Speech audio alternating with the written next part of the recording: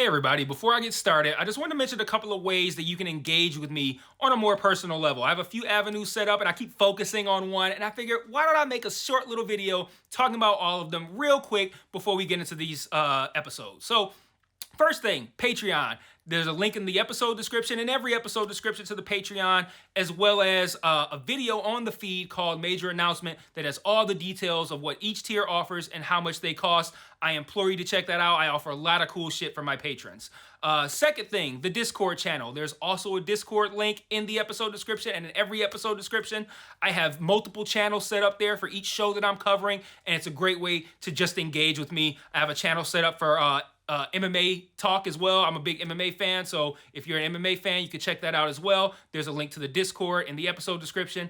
And then lastly, the Facebook and Twitter. Social media. Follow me on there. I post news on there. When I say news, I mean like, hey, I'm stopping covering this show. Hey, I'm starting covering this show. Let me know what you think about this.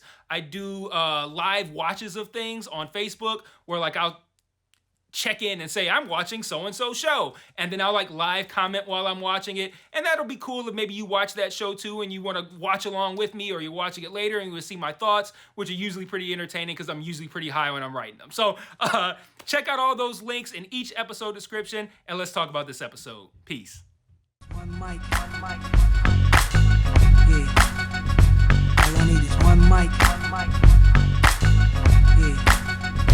All I need is one mic. Hey everybody, welcome back to One Mic, and today I'm here to talk about Season 2, Episode 4 of HBO's Winning Time, entitled The New World.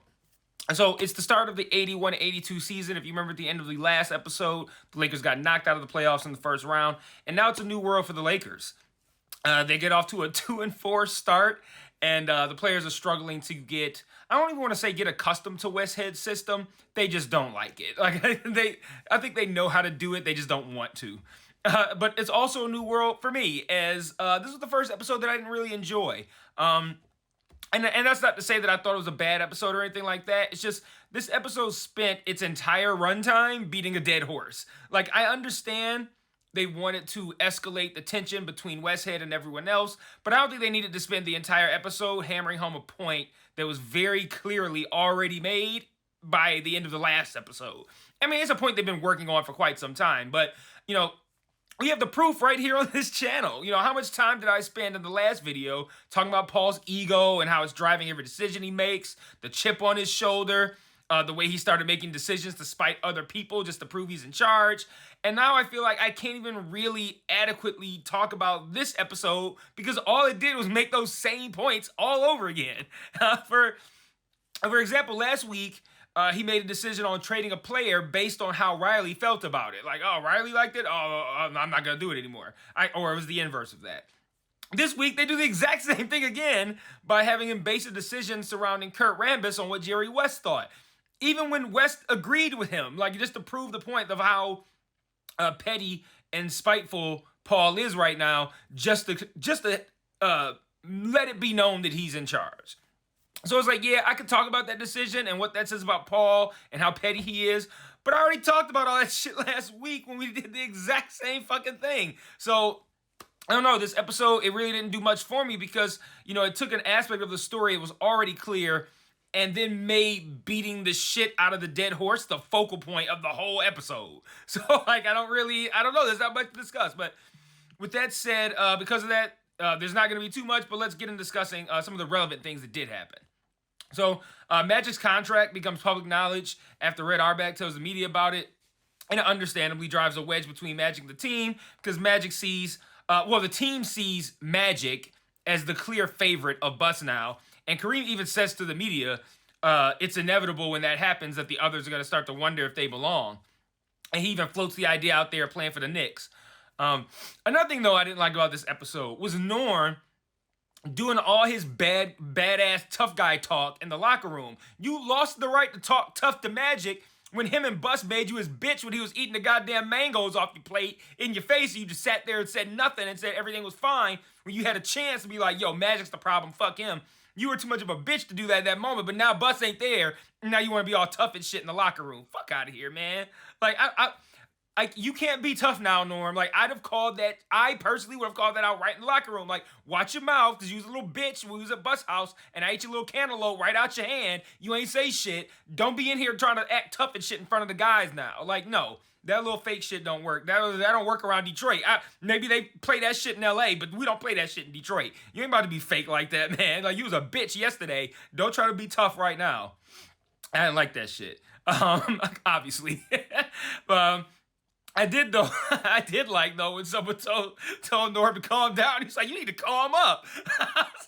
I agree with that, like, conceptually. Like, I often get asked why I get angry about certain things, or why I get as angry as I get about certain things.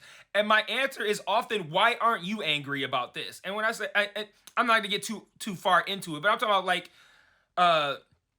things like mistreatment, or things that are unfair, or things that are people who are being discriminated against, those kinds of things that you should be angry about. But I digress. Paul has also had it with the idea of Magic undermining his authority. He tells Bus if he can keep the others in line and out of his shit, he can promise him a championship. And Bus is like, well, you better, or you're fired. So that works. That works. I mean, that worked for me as a motivating factor. You know, if you don't get the championship, well, you'll be out of a job. Oh, okay, well, guess I better win one. But guess I better win one. But before a game, Paul reiterates the importance of the system and says that anybody who doesn't play within it will be benched. And then he repeats anybody and looks at Magic. Like I said at the top, the Lakers got out to a 2-4 start, and a lot of that wasn't the fault of the system necessarily. It's worked for them before. It was because the team isn't bought in. They don't want to do it, and Magic specifically wasn't bought in. You know, and between this video and last week's, I've talked a lot about Paul's ego. I mean, all the winning time videos, I've talked a lot about Paul's ego. And this episode tells us a lot about Magic's as well. You know, he's very childish about all of this, pouting and not playing hard because he doesn't like the system. Kareem tells Magic he needs to humble himself, just like Magic told Kareem like he needed to do earlier in the season. But Magic only makes things worse by publicly undermining Paul at the end of a game, by refusing to go to the huddle, and says he says he's listening. He's like 10 feet away and shit. I can hear you. Going to the locker room early, talking to the media, demanding a trade, not getting on the bus earlier in the episode.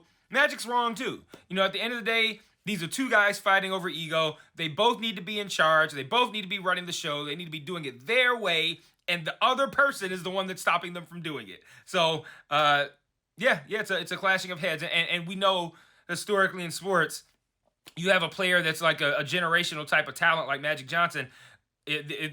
When it comes to player versus coach is on the outside looking in every time. But Magic isn't Paul's only problem though. He's falling out with Pat too by freezing him out for threatening his ego. He's making decisions, having a good old jolly time with the new assistant, and sitting on adjustments that Riley suggested. You know, Riley says like you berate people or something like that, something to that effect. And it is very insulting the way Paul dismisses people.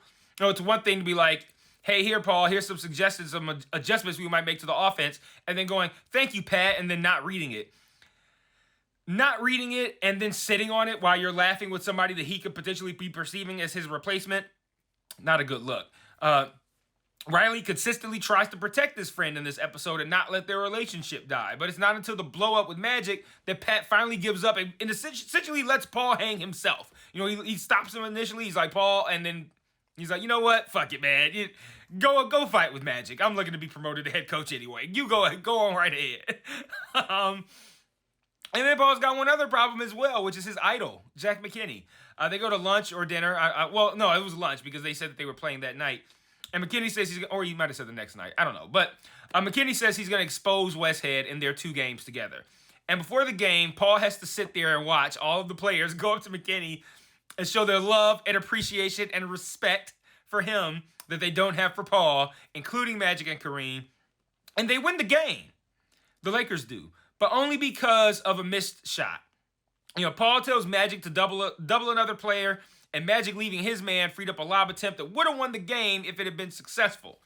Paul talks about how much luck he's had getting to where he is. He's talked about it not extensively, but it's been very evident throughout the course of the season, and it's something that I think Paul, it's a factor in his ego. So it's not something he overtly talks about, but it's a thing that's been present for the entirety of the show's run. And this was yet another example of that luck. You know, he was exposed. He was outcoached, but he got lucky. The shot missed, and he still won the game.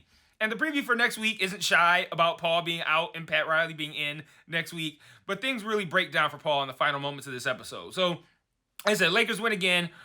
This next game is against Utah, but Magic and Mitch Kupchak collide on defense, and Paul very clearly takes Mitch Kupchak's side and blames Magic for the mistake.